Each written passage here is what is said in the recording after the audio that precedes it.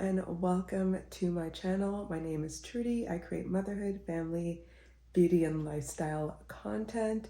If you're new here, stick around and watch this video. You might like it, and if you do, hit the subscribe button and also hit the like button. This is my first video of 2024.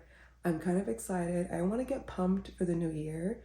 And I tend to reflect back on 2023 and what the goals that I've kind of set for myself for 2024. And I want to do a little get ready with me, and let's just talk about the past year and moving into the new year. So I just want to do kind of light makeup for the day. I'm going to start with my e.l.f. Power Grip primer. I found this year I spent a lot of time on skincare and trying to really nail my skincare routine of just doing simple basic things, especially after having a baby, which is now a toddler. But ever since becoming a mom, my skin has changed so much, with melasma, and obviously as I get older, I'm in my 30s, you start to notice a lot of changes with your skin. So I've really tried to double down and nail my skincare of just doing cleanser, moisturizers, SPF of course. I was really big on using hyaluronic acid and niacinamide for a year, and I loved using it. But then I think moving into the new year, I want to try other products, because I did find that when I used the hyaluronic acid and niacinamide, it worked well. When I stopped using it, my skin still felt just a little bit dry, and I wasn't seeing the real benefit to using those products long term, because I was asking myself okay, what am I trying to address in my skincare? A, it's my melasma, so the dark spots that I have. B, my under eye area, and just any fine lines and wrinkles that I'm starting to get just due to age, right? And I was the hyaluronic acid and niacinamide, that they're not addressing the target areas. So I said I'm gonna try something different moving forward for the new year when it comes to my skincare. I'm happy that I have the basics down. The next step that I want to do is honestly adding either a retinol, which I'm leaning towards, or using a vitamin C. I'm going to use this Huda Beauty corrector for my under eyes. And what I found this year, so I decided to venture out and use a vitamin C. Using that vitamin C product, I actually ended up having a reaction.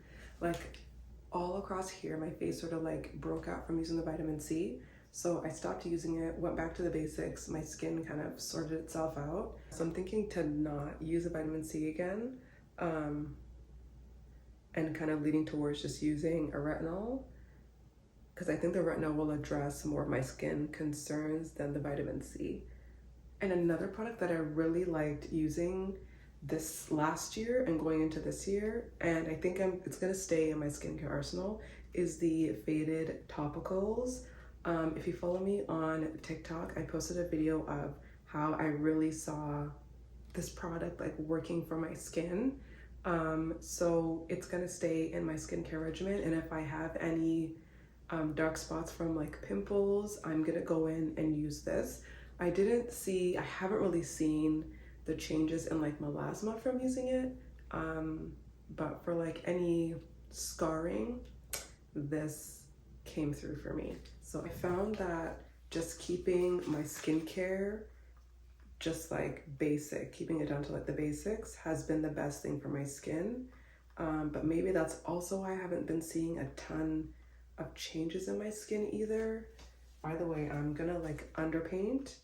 So I did my corrector, I'm gonna do my concealer and my contour, and then do a little bit of foundation after.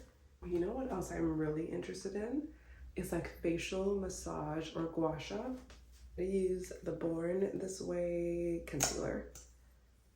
And I honestly can't wait until this is done, because I want to try some new concealers. And I don't know, do you guys pick a word for the year to describe the year? I know last year was very much accountability and consistency.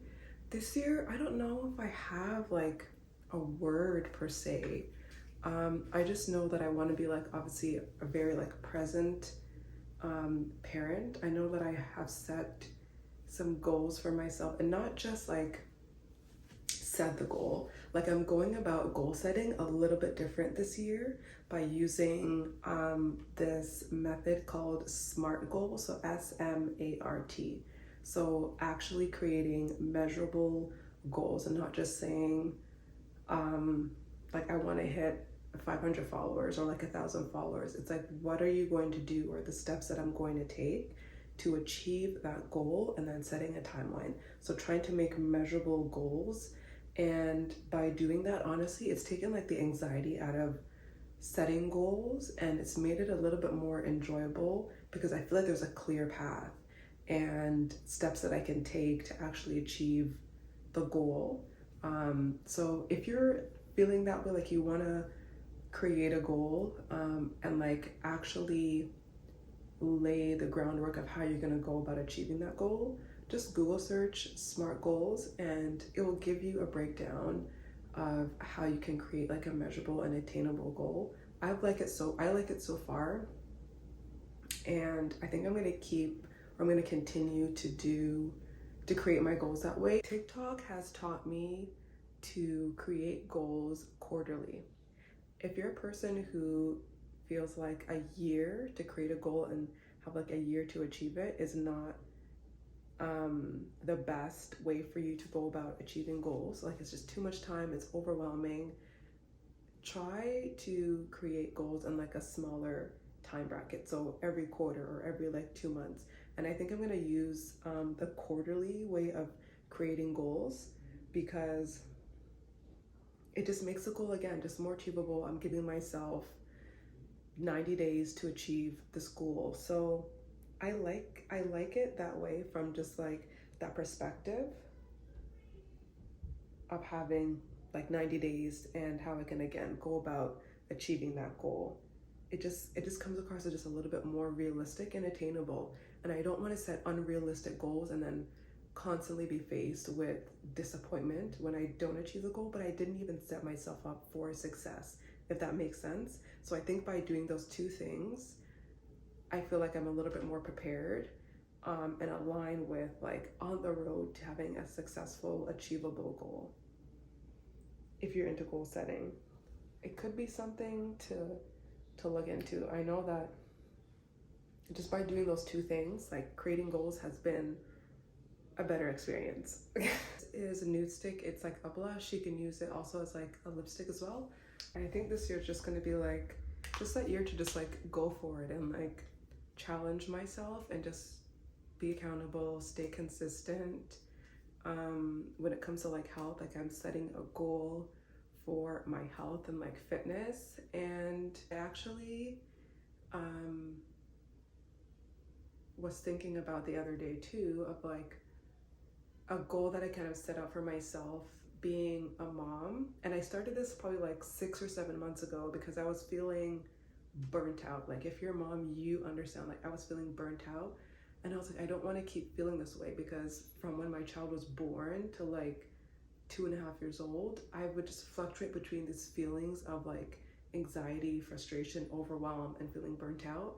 I know it's possible that I can enjoy motherhood, and I wanted to just like figure out again like a small goal and things that I can do every single day to not feel burnt out and make sure that it's sustainable and consistent.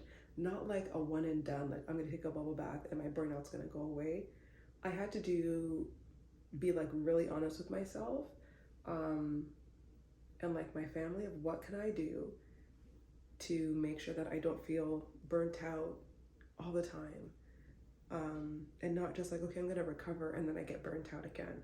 So I've been implementing probably like five to six things that has helped me the past 6 to 7 months, and I haven't been feeling burnt out. I haven't been feeling like that anxiety and frustration that to a point it is like crippling. Like throughout the day, you're just like, your heart is like racing all day, and it's not even because of caffeine. It's just, you just have that feeling.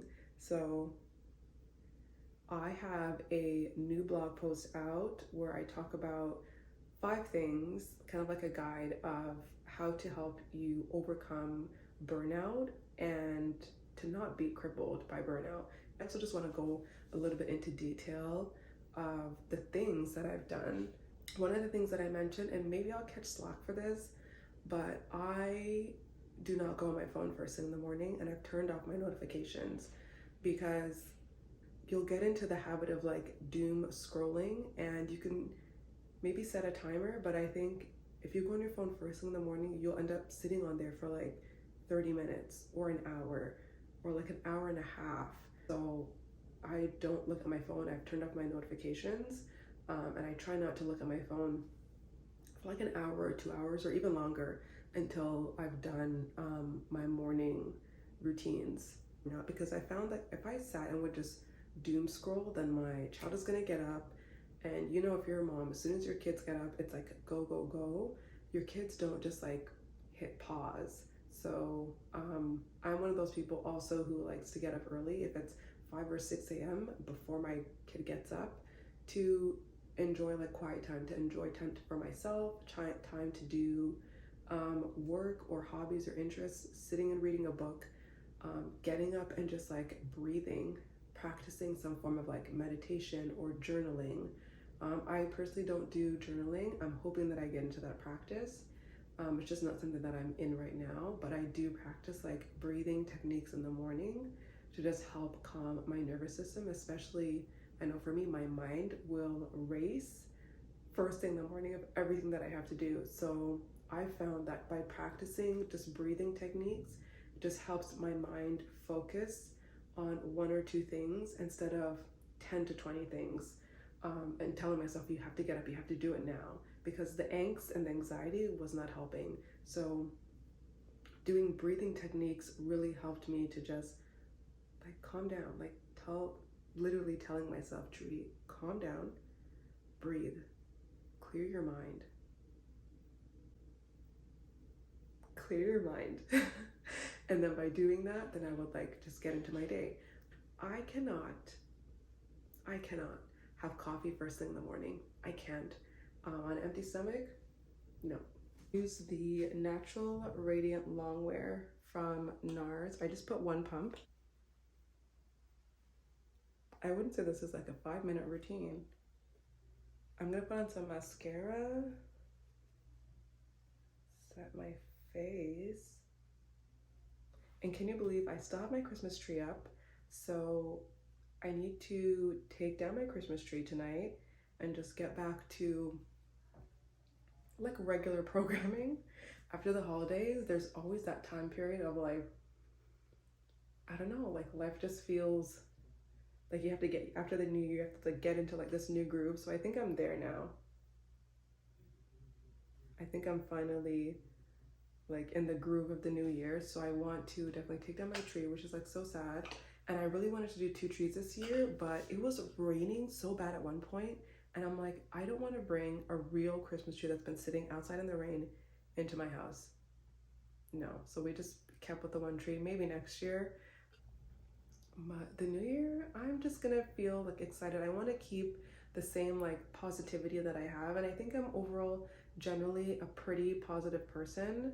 So I just want to keep that kind of like momentum and that energy and that mood continuing throughout this year. And as I do like take on a lot of new ventures, like YouTube, it's a completely new venture for me. And if you're not following me on social media, I am on Instagram at True Mommy and Me. So follow me on Instagram. Okay, mascara, a little bit of liner.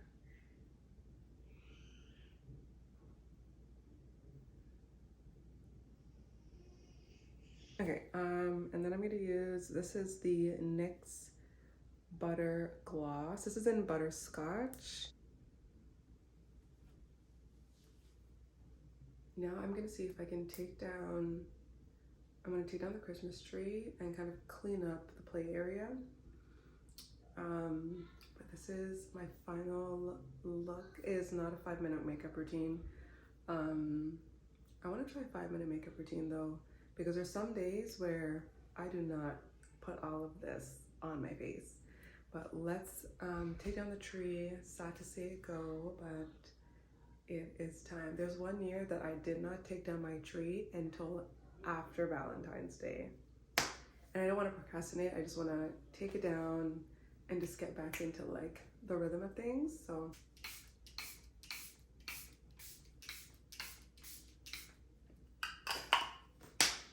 okay, now we're ready.